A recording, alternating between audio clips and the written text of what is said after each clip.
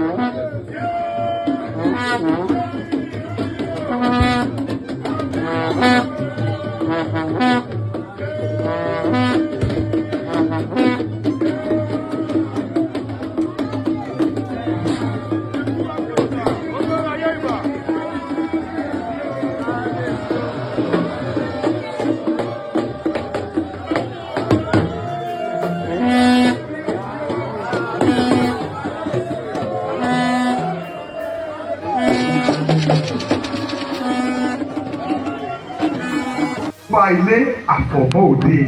kábíyèsí mo kí yín o torí táwọn òyìnbó ń pè ní ká má lo àsìkò àwa ní mo kí gbogbo àwọn tí wọ́n ti kí gbogbo lọ́balọ́ba ọ̀kẹ́rẹ́ mo kí yín o olóòrò mo kí yín o aṣẹ́yìn mo kí yín o gbogbo onígbòde mo kí yín o onífìdítì mo kí yín o mo ṣe kábíyèsí fún yín o Ọ̀yọ́ bẹ́ẹ̀ sọ̀rọ̀ mo kí yín o kábíyèsí Ọ̀yọ́ fòrò tó wà bí lónìí wọ́n ní àjọṣepọ̀ tó lágbára pẹ̀lú station ti Alaafin kábíyèsí many development lọ́yọ̀ọ́ wọ́n ṣagbátẹrù rẹ̀ in conjunction with Ọ̀yọ́ metropolitan development association lọ́yọ̀ọ́ àti palace of Alaafin kábíyèsí tá a bá sọ̀rọ̀ wípa and step down 133 kV nílùú Ọ̀yọ́ lónìí kábíyèsí Ọ̀yọ́ fòrò metropolitan and the Alaafin of Ọ̀yọ́ ayébẹ̀kọ́ kábíyèsí tá a bá sọ̀rọ̀ nípa the level of our progress lórí ọ̀rọ̀ Orelu water lágbàá ọlọ́run kábíyèsí tó parí lásìkò tí yí Ọ̀yọ́ fọ́rọ̀ Abuja metropolitan and ìpalàtì Alaafin of Ọ̀yọ́ torí àsìkò kábíyèsí bó lẹ́tí wọn wọ́n fún yín ẹ̀yin Ọ̀yọ́ o àṣírí ìdánwò lè lọ́sọ̀ fún yín torí wípé ẹni tó kọ́ sọ̀rọ̀ ní pé ire ti dé Owoade ti dé ire dé kábíyèsí Ọ̀yọ́ fọ́rọ̀ wọ́n yìí jẹ́ kí office of the senator àti rep wọn jìnnà sí a máa work hand in hand ní kábíyèsí bí ìlìsà sọ wípé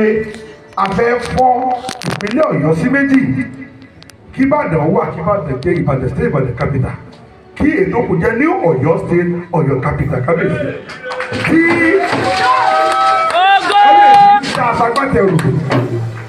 mo ní àǹfààní láti sọ fún gbogbo ọmọ Ọ̀yọ́ tó àgbè pé èmi àtàwọn Ọ̀yọ́ fọ́rọ̀ representative